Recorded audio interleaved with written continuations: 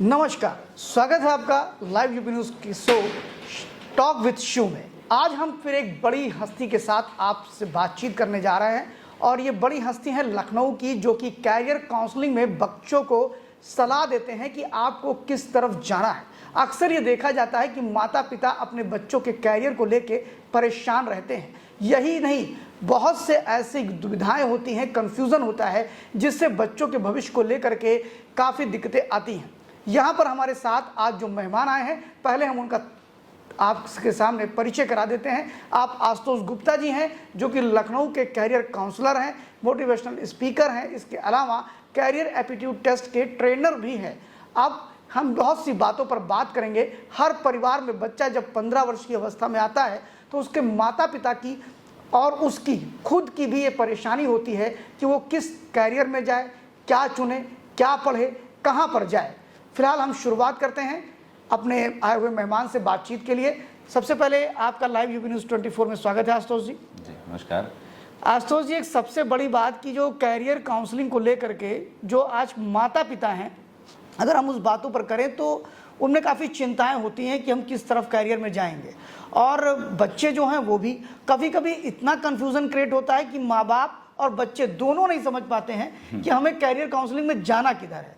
तो क्या आप बता सकते हैं कि ये क्या कैरियर काउंसलिंग वास्तव में आवश्यकता है, और क्या बच्चे और माँ बाप ये दोनों जो परेशान होते हैं वो जायज़ है, क्या वो अनावश्यक परेशान है?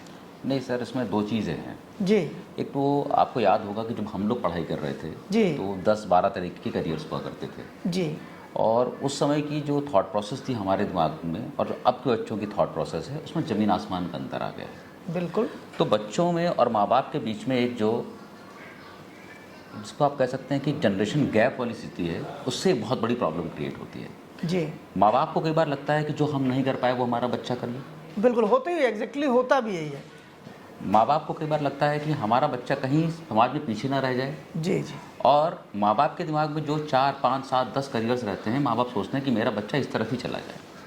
बच्चों के साथ में क्या है कि आज का ये जो बच्चा जिसको हम लोग जेनजी कहते हैं, ये नेट को देख करके, नेट पर जा करके हमसे आपसे ज़्यादा अवेयर है, तो इसको बाहर बहुत सारी चीज़ें पता होती हैं, लेकिन उतनी ही बातें पता होती हैं जिसको हम अधकचरा ज्ञान कह सकते हैं कि थोड़ी थोड़ी बातें तो पता है। तो वो अपने मन में एक नोशन बना लेता है कि हमें क्या करना है लाइफ में, क्या करना है करियर में। और ये जो एज होती है, इसमें इंसान बच्चों को लगता है कि हम जो सोच रहे हैं वही सही है, या हमारे जिस दोस्त ने जो बता दिया वही सही है।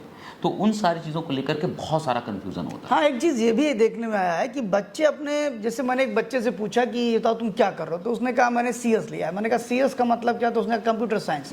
तो मैंने कहा तुमने क्यों लिया? तुम्हारी रुचि थी क्या कंप्यूटर साइंस में? तो उसने कहा नहीं, मेरे बाकी फ्रेंड्स ने लिया इसलिए मैंने भी ले लिया। ये भी एक दिक्कतें आती हैं। बिल्कुल। तो इसी यहाँ पर एक ऐसे इंसान की ज़रूरत आपको पड़ती है जो आपको सही से गाइड करके बता सके कि आपको करियर में एक्चुअली करना क्या है, जाना कहाँ है। हज़ारों की संख्या में करियर्स हैं और आप हर करियर में जाकर जो कुछ अर्न करना चाहते हैं, नाम, फेम, मनी, पैसा, सेटिस्फैक्शन, वो सब आप कर सकते हैं। तो यहाँ पर एक करियर काउंसलर की आपको ज़रूरत होती है कि हाँ, वो आपको गाइड कर सके, आपकी जो स्ट्रेंथ है, आपकी जो वीकनेस है, उसका सही आकलन कर सके और आकलन करके आपको बता सके कि बस ये देखो तुम्हारे पॉजिटिव्स हैं, ये निगेटिव्स हैं, तुमको इस करियर में ऐसे ऐसे जाना चाहिए। अच्छा, जो माता पिता होते हैं वो कैरियर को लेकर के वो गलतियां क्या करते हैं अपने बच्चों के साथ? और बच्चे भी, मतलब बच्चों की भी गलती होगी ना, ऐसा तो नहीं किसी पेरेंट्स की। तो माँ बाप पहले क्या गलती करते हैं वो बताइए, उसके बाद फिर हम बच्चों पे आते हैं। मैं आपको एक छोटा सा किस्सा बताता हूँ। अभी रिसेंटली ये 2 हफ्ते पहले बीता, इसलिए मुझे भी तुरंत याद आ गया।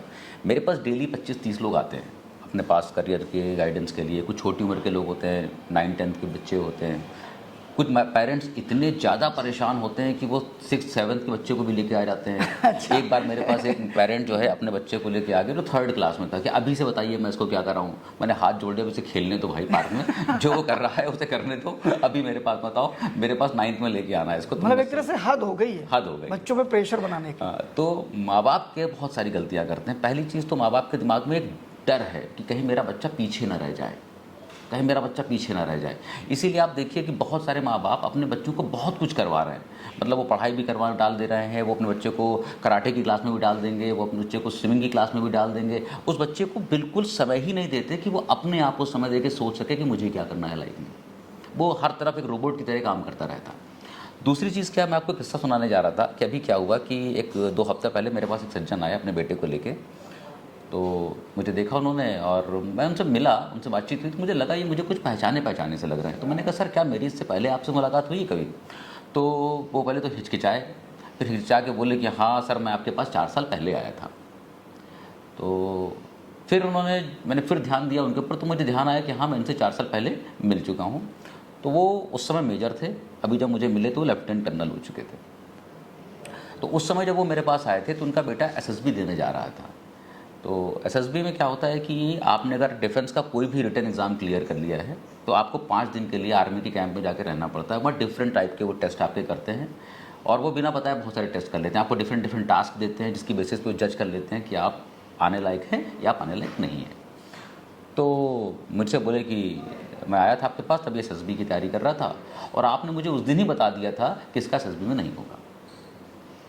तो मुझे भी याद आ गया वो पूरा किस्सा और मुझे ये भी याद आया कि वो मेजर साहब मेरे ऊपर बहुत नाराज़ हो गए थे। मुझसे बोले कि मेरी फैमिली में पिछले 4 जनरेशन से या 3 जनरेशन से जो भी उन्होंने कहा हर आदमी आर्मी में है, तो ये क्यों नहीं जाएगा आर्मी में? अच्छा, ऐसी बातें मैं हमेशा पेरेंट्स को बता देता हूँ, बच्चों को नहीं बताता हूँ लेकिन पेरेंट्स को बता देता हूँ कि इनका होगा या इनका नहीं होगा, अगर मुझे समझ में आ गया है तो मैंने कहा फिर क्या हुआ? तो बोले फिर इसका नहीं हुआ। तो इसीलिए मैं आज आपके पास लेके आया हूँ कि आप अकेले ऐसे व्यक्ति थे जिन्होंने स्पष्ट बता दिया था कि इसका नहीं होने वाला है। आपको ये बात मालूम कैसे चली कि इसका नहीं होगा? तो मैंने कहा सर अगर यही सवाल आपने मुझे उस दिन पूछ लिया होता नाराज़ होने की बजाय तो शायद इस बच्चे के 3-4 साल जो ख़राब हुए वो ख़राब नहीं हुए होते।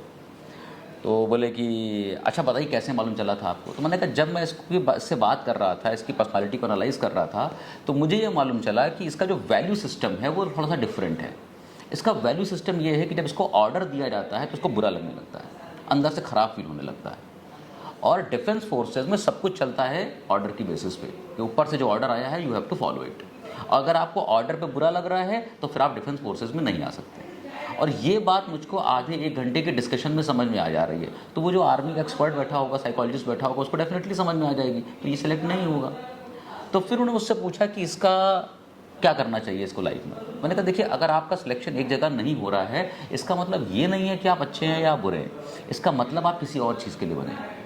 मैंने कहा इसकी जो पर्सनालिटी है मेरी समझ में ये एक रिपोर्टर वाली पर्सनालिटी है, एक एंकर वाली पर्सनालिटी है, थोड़ा सा रेबल टाइप की पर्सनालिटी है।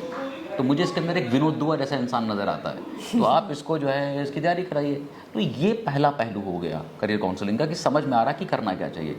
अब दूसरा पहलू ये है कि ये जो इसको एंकर बनना है या रिपोर्टर बनना है तो कहाँ जाना चाहिए, कौन से कॉलेजेस में जाना चाहिए। तो फिर मैंने उस कॉलेजेस बताया कि ये कॉलेजेस भारत के बेस्ट कॉलेजेस हैं, यहाँ पर आप जाइए, जैसे आईएमसी है। अच्छा, मैं इसमें बीच में रोकूंगा क्योंकि आपने कहा कि बेस्ट कॉलेजेस की बात करें तो अक्सर ये जो कैरियर काउंसलर होते हैं, ठीक है, और हम देखते हैं कि पूरे देश भर में कैरियर काउंसलिंग को लेकर के एक वातावरण अलग बनता चला जा रहा है और जो देखो वो कैरियर काउंसलिंग कर रहा है। तो क्या ये जो कैरियर काउंसलर हैं और वो किसी न किसी एक इंस्टीट्यूट को रिकमेंडेशन भी करते हैं, कभी कभी तो इंस्टीट्यूट वाले ही कैरियर काउंसलिंग करते हैं। तो ये जो कैरियर काउंसलिंग जो होती है उसमें किस किस चीज़ों को पेरेंट्स को ध्यान देना चाहिए और जो अभी कैरियर काउंसलिंग का जो स्वरूप चल रहा है उसको आप कैसे देखते हैं? सर जैसे मैं बात कर रहा था कि जैसे मैंने उसको रिकमेंड किया कि आप आईएमसी जाइए। हाँ। तो आईएमसी भारत का बेस्ट संस्थान है जी, Indian Institute of Mass Communication. और अब तो इसमें हम देख रहे हैं कि जो मास कम्युनिकेशन के तो कुकुर मुत्ते की तरह जगह जगह कॉलेजेस खुल गए हैं और पढ़ाते कुछ भी नहीं है, बच्चे कुछ भी नहीं जानते, उन्हें कुछ भी नहीं पता। ये स्थिति सभी जगह है जी, और माँ बाप कहते हैं हमारे बच्चे बैचलर ऑफ जर्नलिज्म कर रहे हैं, मास्टर ऑफ जर्नलिज्म कर रहे हैं। इस पर कुछ प्रकाश डालिए आप कि ये जो कैरियर काउंसलिंग है या जो माँ बाप अपने हिसाब से किसी भी क्षेत्र में भेज रहे हैं तो ये क्या है, ये सब क्या चल रहा है? जी सर, इसमें क्या होता है कि देखिए जैसे मैंने आपसे जिक्र किया कि Indian Institute of Mass communication मैंने इसको रिकमेंड किया, तो भारत का बेस्ट संस्थान है। ठीक, उसमें किसी को भी कोई सोच नहीं है कि अच्छा है या बुरा है। आंख बंद करके आप एडमिशन ले सकते हैं, आप आईआईटी में एडमिशन ले सकते हैं, आप आईएम में एडमिशन ले सकते हैं आंख बंद करके, वैसे आईएमसी में एडमिशन ले सकते हैं। तो पहले तो वो रिकमेंड किया। अब उस एग्ज़ाम की तैयारी कैसे होगी तो वो उसको रिकमेंड किया। फिर मैंने पढ़ाया कि ये चीज़ आपको पढ़ना है, ये एग्ज़ाम क्लियर करना है, then you have to go it. अब आता है आपके सवाल का जवाब कि जो ये बहुत सारे लोग करियर काउंसलिंग कर रहे हैं, बहुत सारे संस्थान करियर काउंसलिंग कर रहे हैं, इसमें सर करियर काउंसलिंग कम हो रही है, चीटिंग ज़्यादा हो रही है। हो क्या रहा है कि बहुत सारी जगहों पर कुछ कोचिंग के लोग करियर काउंसलिंग करने आ जाते हैं, कई जगह पर कुछ कॉलेजेस के लोग करियर काउंसलिंग करने आ जाते हैं और कुछ जगह पर कुछ इंडिपेंडेंट करियर काउंसलर भी हैं जो डिफरेंट कॉलेजेस को रिकमेंड करते हैं। तो आप वो करते क्या हैं, इनमें से बहुत सारे करियर काउंसलर्स को पैसा मिलता है डिफरेंट प्राइवेट कॉलेजेस से कि आप काउंसलिंग के दौरान हमको रिकमेंड करेंगे। मुझे भी कई बार ऑफर हुआ कि हमारे कॉलेज को रिकमेंड कीजिए, हम आपको 50,000 रुपये देंगे, 1 लाख रुपये देंगे, ऐसा बहुत बार होता है। तो वो क्या करते हैं कि करियर काउंसलिंग करने की बजाय सेल्स कर रहे होते हैं, वो वहाँ पर खड़े होकर बेच रहे होते हैं किसी यूनिवर्सिटी को, किसी प्रोडक्ट को, किसी कोचिंग को कर रहे होते हैं। मतलब एक्चुअल में वो कैरियर काउंसलिंग नहीं करते हैं, वो हमारा व्यापार करते हैं, हमारे बच्चों का व्यापार करते हैं, पेरेंट्स के सपनों का व्यापार करते हैं। बिल्कुल, मतलब उनका पूरा काम यही है। बिल्कुल। और इसीलिए क्या जो ऐसी कैरियर काउंसलिंग होती है, क्या उसका कुछ फर्क पड़ता है? क्या उसका प्लेसमेंट कुछ आता है क्या? जैसे कि कितने प्रतिशत रहता होगा मेरे ख्याल से? सर देखिए, ऐसा है कि जब आप करियर काउंसलिंग कर रहे हैं तो आपको बहुत सारी चीज़ों को ध्यान में रखना है। जैसे आपने एक सवाल पूछा था मुझसे स्टार्टिंग में कि पेरेंट्स क्या गलती करते हैं, बच्चे क्या हाँ, गलती करते हैं। पेरेंट्स बच्चे क्या गलती कर रहे हैं इसमें? सर देखिए, ऐसा होता है कि जब आप करियर चूज़ करने के लिए निकलते हैं तो सबसे पहले गलती क्या होती है कि हमारे यहाँ करियर को चूज़ कैसे कर लेते हैं। हमारे यहाँ करियर को चूज़ कर लेते हैं कंपैरिजन की बेसिस पर, और ये हर घर की कहानी है। आप देखिएगा कि पेरेंट्स अपने बच्चों से बोलते रहते हैं कि जो दिल्ली वाले मामा जी हैं उनका बेटा देखो क्लैट की तैयारी कर रहा है, तुम भी कर लो। ये जो कानपुर वाले फूफा जी हैं उनका बेटा देखो कोटा चला गया, तुम कोटा चले जाओ, तुम भी इंजीनियरिंग की तैयारी कर लो, राइट। वो देखो फला बच्चा है, उसने ये कोर्स किया था, उसकी नौकरी लग गई थी, तुम भी ये कोर्स कर लो, तुम्हारी भी नौकरी लग जाएगी। लगभग सभी घरों में ऐसा हो रहा है। तो ये बहुत गलत तरीका है करियर को चूज़ करने का। ये ट्रैप सोसाइटी और पेरेंट्स क्रिएट करते हैं। दूसरा ट्रैप जो क्रिएट करते हैं पेरेंट्स, को क्या करते हैं, वो किसी के जो है नॉर्म्स को देख करके या किसी के ग्लैमर को देख करके उसके पीछे भागने लगते हैं कि यार वो आईएएस आया था और गाड़ी से चल रहा था, उसके पीछे 4 कमांडो चल रहे थे, 4 पुलिस वाले चल रहे थे, 4 गाड़ियाँ आई थी, हम भी अपने बच्चे को आईएएस ही बनाएंगे। या वो डॉक्टर साहब आए थे, उनके पीछे देखो 15 लोग जूनियर डॉक्टर चल रहे थे और उनसे मिलने के लिए अपॉइंटमेंट लेना पड़ रहा था, तो हम बच्चे को डॉक्टर ही बनाएंगे। तो ये जो 2 ट्रैप हैं ये हमेशा पेरेंट्स क्रिएट करते हैं। मैं अभी गोरखपुर के अपने सपने को बच्चे में देखना चाहते हैं, बच्चे में थोप देते हैं। मतलब खुद तो नहीं बन पाए लेकिन बच्चे को बनाने के लिए उसका भविष्य जरूर चौपट कर देंगे। और अभी मैं गोरखपुर के इंजीनियरिंग कॉलेज गया था, कुछ टाइम पहले की बात है। तो एक बच्चा आया, मैं जब भी बच्चों से बात करता हूँ तो बच्चों से बात करने के बाद मैं हमेशा उनको एक ओपन हाउस देता हूँ कि आपके मन में जो भी सवाल आ रहा है मुझसे पूछ लीजिए। तो एक बच्चा आया और उसने बहुत देर तक चुपचाप खड़ा रहा, मेरे पास सवाल पूछ नहीं पा रहा था। जब सारे बच्चे चले गए तो वो मेरे पास आया और आकर के मुझसे पूछा कि सर ये बताइए कि मेरे 4 सब्जेक्ट में बैक आ गए, तो मुझे क्या करना चाहिए। तो मैंने जब उससे बातचीत करी तो मुझे समझ में आ गया कि इस बच्चे का बहुत मैथमेटिकल एप्टीट्यूड नहीं है। तो मैंने उससे एक सवाल पूछा कि ये बताओ भाई, तुम ये मैथ्स में क्यों आ गए। बोले मेरे सारे फ्रेंड्स मैथ्स लिए थे तो मैंने भी मैथ्स ले ली। तो मैंने पूछा फिर ये इंजीनियरिंग की तैयारी करना क्यों शुरू कर दिया। बोला मैथ्स ली थी तो पापा ने कहा इंजीनियरिंग की तैयारी कर लो, तो मैंने इंजीनियरिंग की तैयारी कर ली। तो मैंने कहा अच्छा। तो फिर बोले कि इत्तेफाक से यहाँ सिलेक्शन हो गए, तो मैं यहाँ आ गया। और मैंने कहा यहाँ पे आ गए तो आपने बहुत सारी ब्रांचेस थी, मैकेनिकल क्यों चूज़ कर ली। बोले मेरे 2 फ्रेंड्स मैकेनिकल ले रहे थे तो मैंने मैकेनिकल ले ली। तो बेसिक चीज़ है कि यहाँ पर 2 चीज़ें चल रही हैं कि या तो आप पापा की बात मान के चल रहे हैं या आप दोस्तों की बात मान के चल रहे हैं, आप अपनी बात तो मान के चल ही नहीं रहे हैं। तो इस तरीके से जब आप करियर चूज़ करते हैं तो फिर गलती होती है। तीसरा जो तरीका निकल के आता है करियर चूज़ करने का भारत में, वो क्या है कि आप लगातार कोशिश कर रहे हैं, ये एग्ज़ाम दे रहे हैं, वो एग्ज़ाम दे रहे हैं, ये एग्ज़ाम दे रहे हैं, कुछ भी एग्ज़ाम दे रहे हैं, और जो एग्ज़ाम फिर क्लियर हो गया आप कह देते हैं सब हम तो यही करना चाहते थे जीवन में। ये सही कहा आपने। एक मैं कई बार बच्चों को एक कहानी सुनाता हूँ कि एक आर्मी ऑफिसर था, तो वो एक बार आया अपने गाँव, तो उसने देखा कि एक दीवार पे छोटे छोटे 1-1 इंच के जो है डायमीटर के सर्कल्स बने हैं और उनमें गोली लगी हुई है। फिर उसने वहाँ से गोली निकाली, चेक किया तो उसको ये समझ में आया कि यार ये तो कोई बहुत पुरानी राइफ़ल है। इसका मतलब राइफ़ल भी नई नहीं है, पुरानी राइफ़ल से 400 मीटर के डिस्टेंस से गोली चला रहा है आदमी, और वो भी जो है इतने छोटे से सर्किल के अंदर। ये तो बड़ा एक्सपर्ट शूटर कोई होना चाहिए, बड़ा शार्प शूटर कोई होना चाहिए। तो वो यहाँ क्या कर रहा है, उसको तो आर्मी में होना चाहिए या तो ओलंपिक में होना चाहिए। तो वो ढूंढते ढूंढते ढूंढते ढूंढते वो पहुंचा उस आदमी के पास जो निशाना लगाता था। तो लोगों ने बताया कि देखो ये जो खेत में हल जोत रहा है यही आदमी के पास बंदूक है, यही आदमी निशाना लगाता है। तो ये उसके पास पहुंचे, बोले भाई ये बताओ कि वो जो दीवार पे गोलियां लगी हैं वो आपने चलाई हैं। बोले हाँ हमने चलाई हैं। तो बोला ये बताइए इतना शानदार निशाना लगाना आपने सीखा कहाँ से, कौन सिखाया आपको ये। बोले इसमें सीखने वाली कौन सी बात है, हम दीवार पर गोली मारते हैं, जहाँ गोली लगती है वहाँ सर्किल बना देते हैं। तो ये जो चल रहा है ये भी करियर चूज करने का एक तरीका है। तो यहाँ पर लोग क्या कर देते हैं कि एक सोसाइटी और फैमिली ट्रैप क्रिएट करती है कंपैरिजन वाला, एक ट्रैप बच्चे खुद क्रिएट करते हैं कि मेरे फ्रेंड्स कर रहे हैं तो हम काम कर लें। तीसरा एक सोशल प्रेशर, सोशल नॉर्म होता है कि भाई जो है हमने आईएएस को देख लिया, हमने डॉक्टर को देख लिया तो हमको यही करना है। और चौथी चीज़ जो आ जाती है वो आ जाती है ये कि हम इधर उधर हाथ पैर मार रहे हैं, जो हमारे हाथ में लग गया हम वही करना चाहते थे। और मेरे हिसाब से ये चारों तरीके गलत हैं करियर को चूज़ करने के।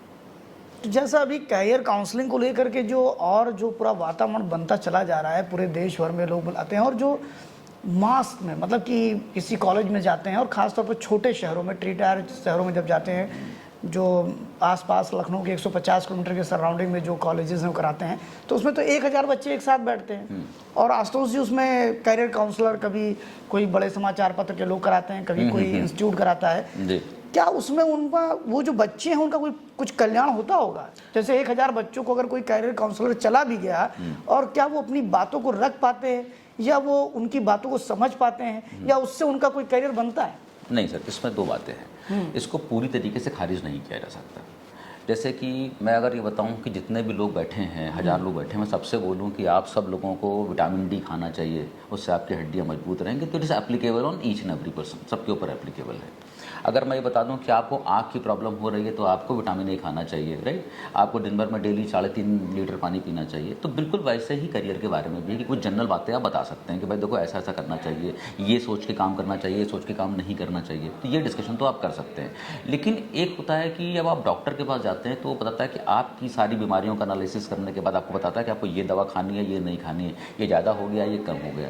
तो बिल्कुल सेम वैसी ही चीज़ करियर काउंसलिंग के साथ भी है कि एक जनरलाइज काउंसलिंग हो सकती है कि 1000 बच्चे बैठे हैं, आपने कुछ चीज़ें बता दी, देखो ये चीज़ें हैं। जैसे कुछ नए करियर्स के बारे में आपने बता दिया जिनके बारे में बच्चों को नहीं पता है, आपने गाइड कर दिया लोगों को उठा करके। लेकिन जो प्रॉपर करियर काउंसलिंग है वो तो 1 to 1 ही होनी चाहिए, जिसमें आप बच्चे की सारी क्षमताओं का आकलन करेंगे और उसके बाद अपना रिकमेंडेशन देंगे कि तुमको ये 3 में से किसी एक करियर में जाना चाहिए। और इस करियर में जब वो बच्चा डिसाइड कर लेगा कि मुझे कौन से करियर में जाना है, तो फिर आप रास्ता बनाएंगे, करियर मैपिंग करेंगे कि इसके बाद ये, इसके बाद ये, इसके बाद ये कोर्स करके आपको यहाँ तक पहुँचना चाहिए। अच्छा, एक चीज़ बताइए, जैसे आप लोग 1 to 1 जब कैरियर काउंसलिंग करते हैं तो ये कैसे जान जाते हैं कि इस बच्चे को इसी तरफ जाना और इस 3 फील्ड में ये काम करेगा? क्योंकि अक्सर लोग ज्योतिषों से पूछते हैं कि साहब ये बताइए बड़ा होकर बच्चा क्या बनेगा, लेकिन कैरियर काउंसलिंग करने वाला जो व्यक्ति है वो कैसे बता देता है कि साहब ये, जैसे अभी आपने वो एग्जाम्पल दिया था वो मेजर साहब का कि वो लेफ्टिनेंट बने और आप उनके बच्चे को बता दिया कि ये डिफेंस में नहीं जाने वाला किसी कीमत पे, तो ऐसे कैसे आप परख लेते हैं कि ये बच्चा जो है ये यहीं जाएगा, ये मास कम्युनिकेशन में जाएगा या ये इंजीनियर बनेगा, डॉक्टर, कैसे परखते हैं आप लोग? सर देखिए, इसके 2 तरीके हैं। एक तो जैसे बच्चे से बात करने के बाद हम लोग 3 चीज़ों का आकलन करते हैं। एप्टीट्यूड क्या है, पर्सनालिटी क्या है उसकी, और उसका इंटरेस्ट क्या है, और इसके बाद उसका वैल्यू सिस्टम क्या है। ये 4 चीज़ें अगर आप बच्चे की समझ लेते हैं तो आप बता सकते हैं कि आपके लिए बेस्ट करियर्स क्या क्या होंगे, ये आप बता सकते हैं। दूसरी चीज़ क्या है कि आप ये सब चीज़ों को परखने के लिए कई साइंटिफिक मेथड्स भी हैं। जैसे कि एक टेस्ट आपने सुना होगा, उसको साइकोमेट्रिक टेस्ट कहते हैं। अब तो बहुत सारी बड़ी बड़ी कंपनीज भी अपने यहाँ साइकोमेट्रिक टेस्ट कराती हैं कि साइकोमेट्रिक टेस्ट करने के बाद वो जज कर लेते हैं कि ये इंसान किस लिए बना है और किस लिए नहीं बना है। तो कई बार साइकोमेट्रिक टेस्ट का भी सहारा लेना पड़ता है। अब तो कई केंद्रीय विद्यालयों में सरकार खुद भी करवा रही है। अभी झांसी के एक केंद्रीय विद्यालय में, वो PM श्री केंद्रीय विद्यालय था, उसमें मैंने पूरे बच्चों का जो है साइकोमेट्रिक टेस्ट किया था और पूरा वो उसका खर्चा भी केंद्र सरकार ने ही वहन किया था। तो उसके बाद जो है हर एक बच्चे को गाइड किया था कि आपको क्या क्या करना चाहिए, क्या नहीं करना चाहिए। तो उसमें एप्टीट्यूड, पर्सनालिटी और इंटरेस्ट, इन 3 चीज़ों पर ध्यान रख करके आपको बच्चे को रिकमेंड करना चाहिए कि भाई ये तुमको करना चाहिए और ये तुमको नहीं करना चाहिए। और इसका आकलन आप 1 to 1 बैठ के बातचीत करके भी कर सकते हैं। जैसे एक डॉक्टर करता है ना कि प्राइमरी समझ लिया कि इसको ये प्रॉब्लम हो सकती है, फिर अगर फिर भी इसको कंफर्म नहीं हो रहा है तो फिर वो एक टेस्ट करा लेगा, जाके ब्लड टेस्ट करा के लाके हमें दिखा दो। सेम वैसे ही कि पहले बातचीत से समझ लिया कि हाँ इसको क्या चीज़, जो इसको क्या करना चाहिए और क्या नहीं करना चाहिए। उसके बाद भी अगर क्लैरिटी नहीं आ रही तो साइकोमेट्रिक टेस्ट भी कर सकते हैं।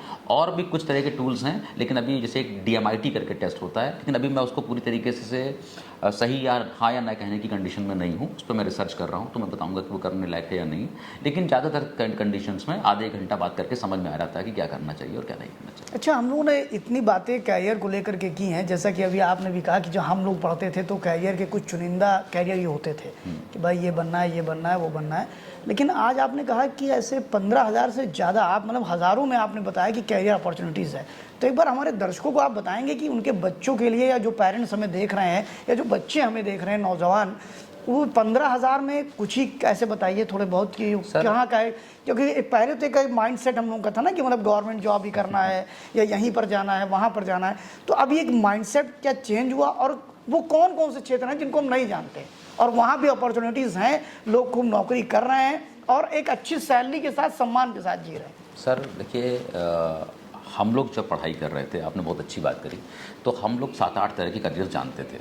हमारे जो पेरेंट्स सब काम कर रहे थे तो और कम तरह के करियर जानते थे। पोस्ट ऑफिस में जॉब कर ली, बैंक में नौकरी कर ली, रेलवे में चले गए, कुछ इस तरह की चीज़ें थी। और ले देकर at the end of the day ये मानते थे कि गवर्नमेंट जॉब मिल गई तो लाइफ सेटल हो गई।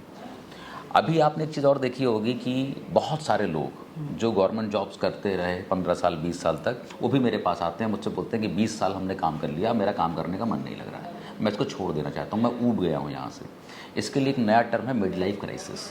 ये आजकल बहुत ज़्यादा फैल रहा है। मिड लाइफ क्राइसिस मतलब इसमें जो कुछ दिन काम करने के बाद फिर उबने लगते हैं। मिड लाइफ मतलब आप जब लाइफ के मिड फेज में आ गए तो अपनी क्राइसिस में आ गए कि यार अब मज़ा नहीं आ रहा, जो काम कर रहे थे वो बोरियत वाला लगने लगा है। जबकि हमने देखा कि हमसे पहले वाली जनरेशन पूरी लाइफ एक ही जगह काम करती रहती थी, वो हटती नहीं थी। वो प्राइवेट फैक्ट्री में भी काम कर रही होती थी, तो बताती थी कि हम लाल इमली में काम करते थे, लाल इमली से रिटायर हुए। अच्छा, इस तरह जो मिड लाइफ जो कैरियर की बात, क्राइसिस की जो बात कर रहे हैं आप, इसमें आपके पास अधिकांश किस मतलब क्या प्राइवेट जॉब वाले आते हैं कि गवर्नमेंट जॉब वाले? सब तरह के लोग आते हैं, सब तरह के लोग। गवर्नमेंट जॉब वाले भी आते हैं, प्राइवेट वाले भी आते हैं, और गवर्नमेंट जॉब के बहुत सारे लोग गवर्नमेंट जॉब छोड़ करके दूसरे कामों में जा रहे हैं। उनसे जब मैं बात करता हूँ तो मालूम चलता है कि पिताजी ने ज़बरदस्ती जो है गवर्नमेंट जॉब में ठेल दिया था, यही वर्ड इस्तेमाल करते हैं लोग, ठेल दिया था।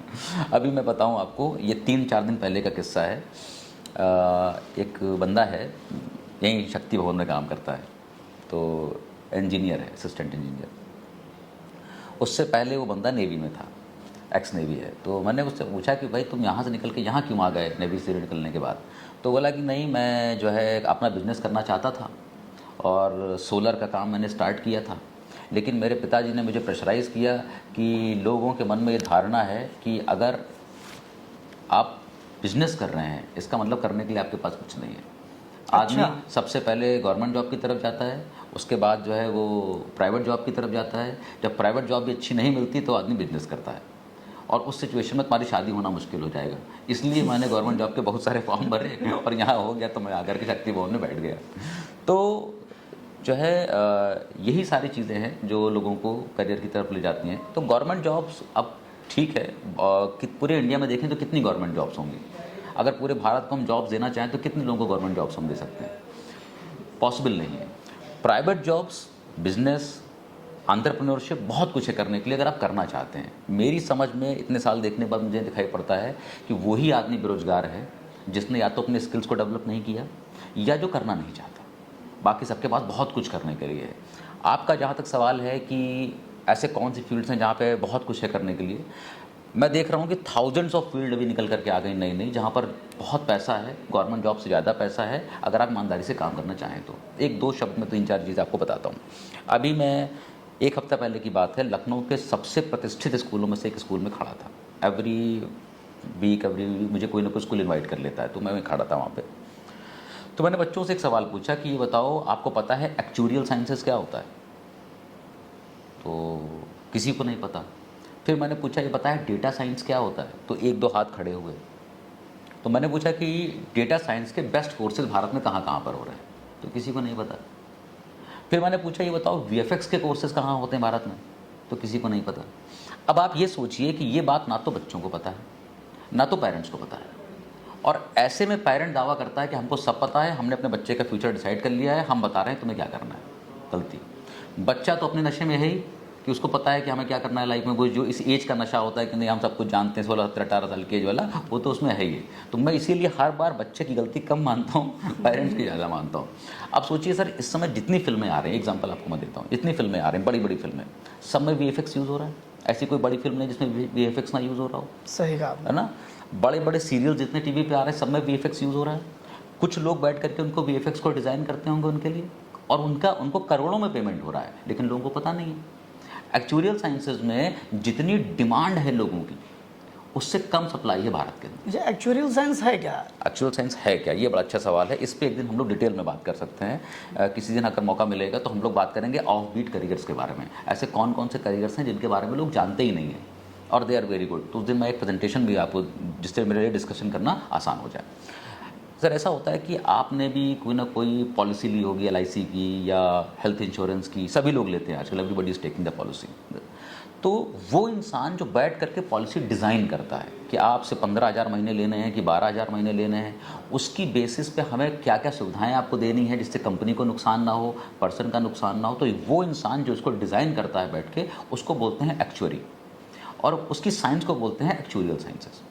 तो अभी अगर आप एक्चुअल साइंसेस के, जैसे पहले आज से हम लोगों के टाइम पे CA का एग्ज़ाम होता था, कि आप, आज भी होता है कि आपने एडमिशन ले लिया, आप लगातार पढ़ाई करते रहे, एग्ज़ाम देते रहे, आप पास हो गए, पास होने के बाद आप CA बन गए। ऐसा ही सेम पैटर्न एक्चुअल साइंसेस में भी होता है। अच्छा, अगर आपने 1-2 एग्ज़ाम भी पास कर लिए तो आपको जॉब तुरंत मिल जाती है। अरे वाह। पूरा क्लियर करने की जरूरत भी नहीं है, आप जॉब आपको मिल जाएगी, बाकी पढ़ाई आप करते रहिए। लेकिन प्रॉब्लम यह है कि वहाँ पर 2 लाख 2.5 लाख रुपए से सैलरी स्टार्ट होगी, लेकिन हमको नहीं पता है। यहाँ बैंक क्लर्क का एक 15 पोस्ट आएगी और 7 लाख आदमी अप्लाई कर देगा, जहाँ सैलरी 25-30 हज़ार रुपये होगी। तो दैट्स द डिफरेंस कि लोगों को पता नहीं है, तो आपको पता करना पड़ेगा। तो इसीलिए मैं हमेशा बोलता हूँ कि अगर आप सही करियर की तरफ जाना चाहते हैं तो आपको 2 जगह पर रिसर्च करनी पड़ेगी। That research is very important. एक रिसर्च आपको अपने अंदर करनी पड़ेगी, अपने अंदर झांक झांक के देखना पड़ेगा कि आपका अपना एप्टीट्यूड क्या है, आपकी अपनी पर्सनालिटी क्या है, आपका अपना इंटरेस्ट क्या है, आपका अपना वैल्यू सिस्टम क्या है। और दूसरी रिसर्च आपको करनी पड़ेगी कि बाजार में क्या क्या चीज़ें अवेलेबल हैं, कौन कौन से नए करियर्स अवेलेबल हैं। अगर ये दोनों रिसर्च आप नहीं कर रहे हैं तो आप सही करियर नहीं चूज़ कर पाएंगे। और अगर आपने एक गलती करी तो उसको सही करने में आपको 5-7 साल 10 साल का समय लग जाएगा, वो चाहे पेरेंट्स गलती करें या बच्चे गलती करें। और अगर यही सेम काम होता है करियर काउंसलर का, कि वो फैसिलिटेट करे कि बच्चा अपने अंदर झांक करके बताए कि बस मेरे अंदर ये पॉजिटिव्स हैं, ये मेरे अंदर नेगेटिव्स हैं, ये मेरी क्वालिटीज़ हैं, ये मेरी क्वालिटीज़ नहीं है, एंड फाइनली वो ऑप्शन बताए कि देखो तुम्हारे लिए ये सारे ऑप्शन जो है वो अवेलेबल है। अच्छा, एप्टीट्यूड टेस्ट ट्रेनर के रूप में एप्टीट्यूड टेस्ट ट्रेनर करता क्या है, उसका रोल क्या होता है, और इसमें आप क्या करते हैं बच्चे के साथ? बहुत अच्छा सवाल है ये। एक टर्म है एप्टीट्यूड, और बहुत सारे जो है एग्ज़ाम्स में आप देखेंगे तो कहते हैं कि एप्टीट्यूड टेस्ट है। हाँ, कई बार आप देखेंगे कि कुछ कंपनीज भी जो कराती हैं वो कहती हैं कि हम एप्टीट्यूड टेस्ट लेंगे तब कंपनी के अंदर आपको इन करेंगे। अभी ये जो तनिष्क है ना आपका, वो भी ऐसे टेस्ट लेता है। हाँ। मतलब जब उसके यहाँ लोग जाते हैं वो सेल्समैन बनने के लिए, हाँ। तो वहाँ भी वो लेता है ऐसे टेस्ट। तो है क्या कि तनिष्क तो खैर बहुत छोटी सी बात हो गई। जैसे आप देखिए विप्रो है या टेल्को है, जो भी बड़ी कंपनीज हैं, TCS है, जब भी किसी इंजीनियरिंग कॉलेज में जाएंगे तो फिर से एप्टीट्यूड टेस्ट लेंगे। और एप्टीट्यूड टेस्ट को बहुत सारे लोग गलत समझते हैं। पूरे वर्ल्ड में 2 तरह के टेस्ट होते हैं, या तो नॉलेज बेस्ड टेस्ट होगा या एप्टीट्यूड टेस्ट होगा। तो नॉलेज बेस्ड टेस्ट में क्या होता है कि वो आपकी नॉलेज को टेस्ट करता है, जैसे IIT-JEE का पेपर हो गया या नीट का पेपर हो गया, वो आपकी नॉलेज को टेस्ट करता है। एप्टीट्यूड टेस्ट में क्या होता है कि वो आपकी पर्सनालिटी को टेस्ट करता है, वो आपकी नॉलेज को टेस्ट नहीं करता। तो एप्टीट्यूड टेस्ट जो है, जैसे भारत का सबसे बड़ा एग्ज़ाम UPSC की बात करते हैं, सब उसको सबसे रिपोर्टेड एग्ज़ाम मानते हैं। उनका भी पहला टेस्ट क्या है? CSAT। सबसे पहले वो CSAT का टेस्ट करते हैं, सिविल सर्विसेज एप्टीट्यूड टेस्ट। तो वो क्या जज करने की कोशिश कर रहा है कि एप्टीट्यूड का सिंपल सा मतलब होता है कि जिस भी प्रोफेशन में आप जाने की कोशिश कर रहे हैं, उस प्रोफेशन में जाने के लायक आप हैं या नहीं हैं। तो इसलिए आपकी पर्सनालिटी को जज करता है, आपका जो है जो भी बेसिक पर्सनालिटी फीचर्स हैं उनको वहाँ पे वो जज कर लेता है एप्टीट्यूड टेस्ट के अंदर। तो इसमें जो एप्टीट्यूड टेस्ट की जो ट्रेनिंग आप देते हैं वो किसको देते हैं? इंस्टीट्यूशन को देते हैं या बच्चों को देते नहीं हैं? सर, बहुत सारे बच्चे आते हैं, जैसे कि मान लीजिए कोई कैट का एग्ज़ाम देने जा रहा है, या कोई IPM एक नया एग्ज़ाम उसको देने जा रहा है, या CUT का एग्ज़ाम देने जा रहा है, क्लैट का एग्ज़ाम देने जा रहा है। These are all aptitude test, ये सब के सब एप्टीट्यूड टेस्ट है। ये आपकी बेसिक पर्सनालिटी को टेस्ट करेंगे कि आपके अंदर कॉमन सेंस कितना है, आपके अंदर पेशेंस कितना है, आपका ऑब्जर्वेशन स्किल कितना है, आपका टाइम मैनेजमेंट कैसा है, आप विजुअलाइज चीज़ों को कर पाते हैं कि नहीं, आपका इंटेलिजेंस क्वेश्चन कैसा है, आपका इमोशनल क्वेश्चन कैसा है। तो ये सारी बातें वो उस पेपर के अंदर जज करता है। हमको देखने में लगता है कि ये पेपर जो है वो बेसिक्स मैथ्स है, ऐसा नहीं है।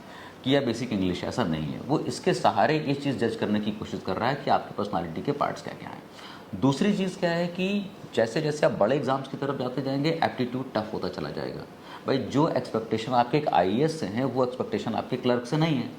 होगा दोनों में एप्टीट्यूड टेस्ट, लेकिन आईएएस के लेवल का जो टेस्ट होगा उसका लेवल दूसरा होगा, सही क्लर्क का कहा। लेवल का दूसरा होगा। तो इसीलिए पेपर के अकॉर्डिंग जो एप्टीट्यूड का लेवल है वो चेंज होता चला जाता है। तो हम ट्रेन करते हैं बच्चों को कि अपनी पर्सनालिटी में चेंज लाइए। आप ये समझिए कि आपका जो कॉमन सेंस डेवलप है कि नहीं। आप ये जज करिए कि आपकी जो पेशेंस लेवल है वो थोड़ा बढ़ना चाहिए, आपको चीज़ें विजुलाइज होनी चाहिए, आपको टाइम मैनेजमेंट आना चाहिए।